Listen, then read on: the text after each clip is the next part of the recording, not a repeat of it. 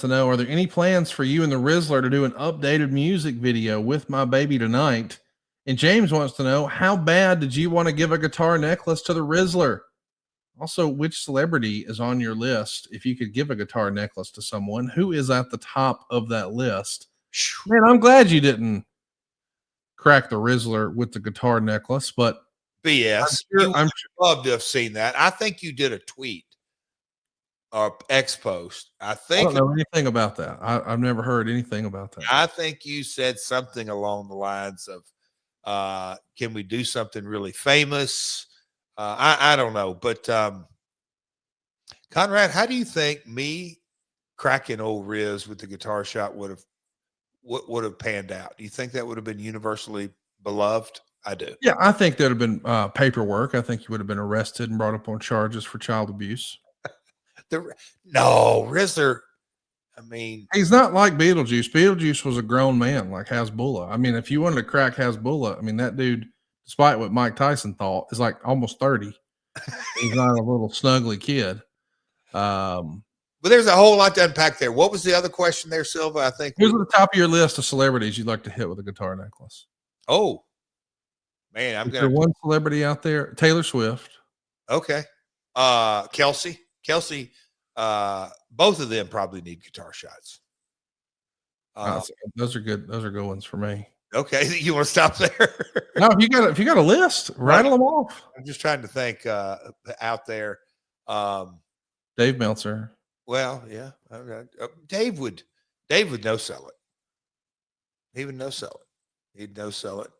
Just that simple. Give you negative 4 stars on the swing on his own guitar shot. Yeah. He'd have told you how you could have done it better. The Japanese guitars are better quality. Everybody knows that. Yeah. Yeah. Major wants to know, does Jeff have any stories about Fit Finlay? Man, I love Fit. I'll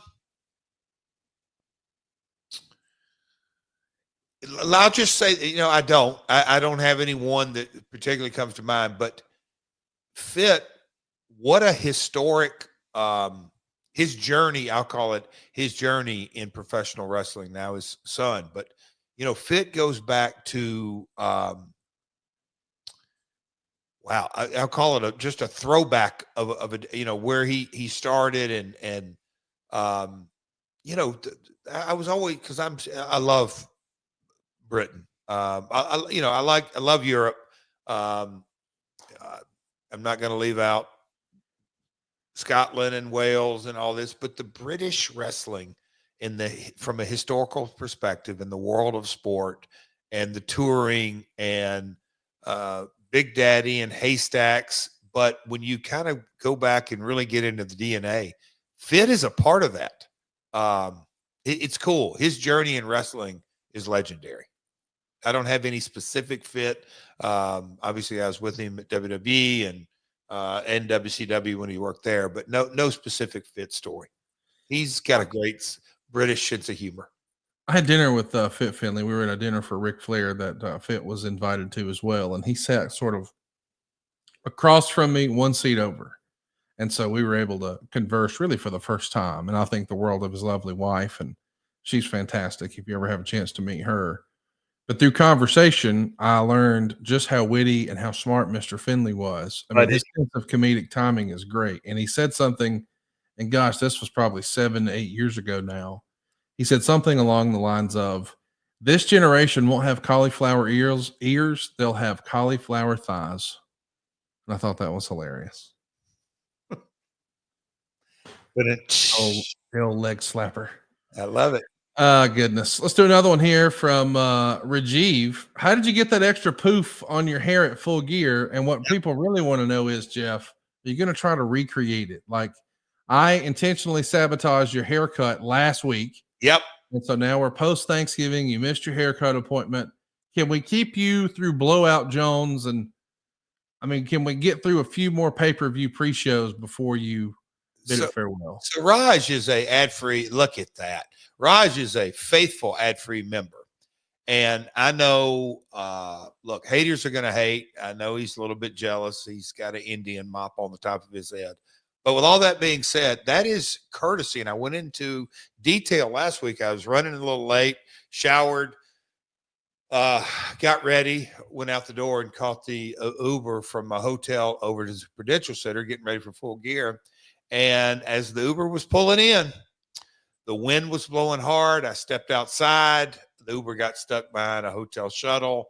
The wind was blowing, super hard. And not to my knowledge, I don't look in the mirror very often.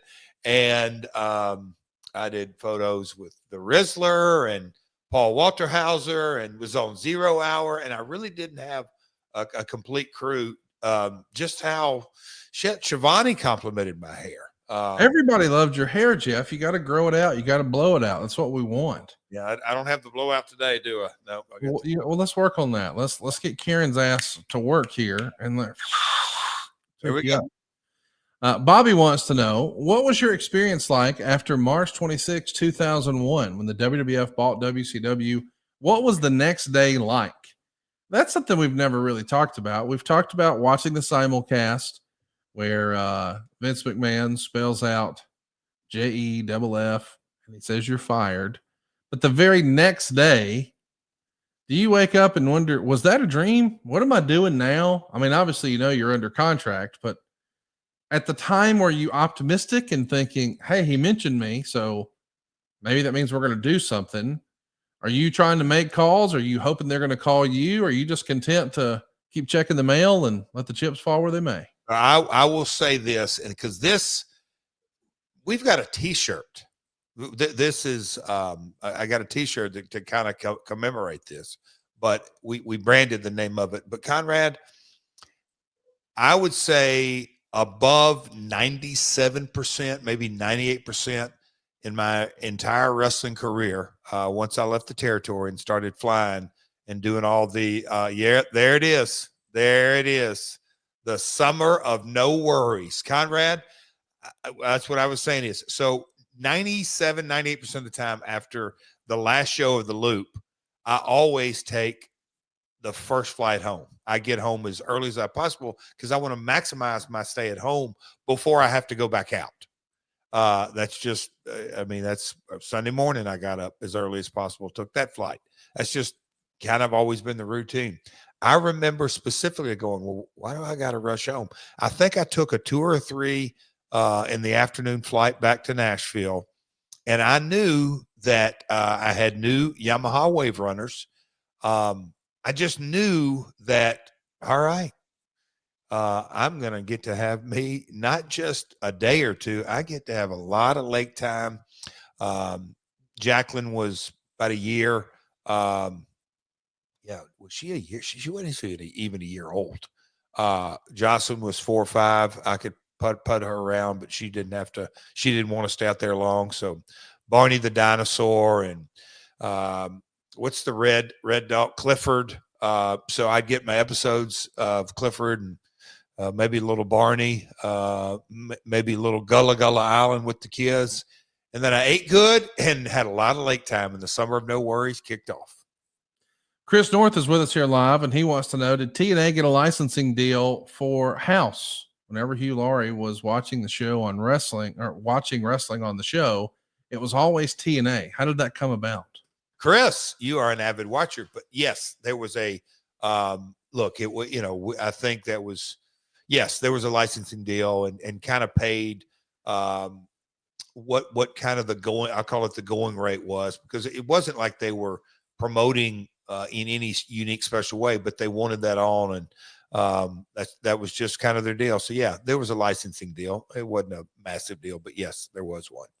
Why didn't you give me that money to Kid Cash, you nothing happening motherfucker? Well, hey, because he got his money in big fat payoffs. Just go ask him. Just ask him. Yeah, he hated those payoffs too. He was allergic to them. He hated them so much.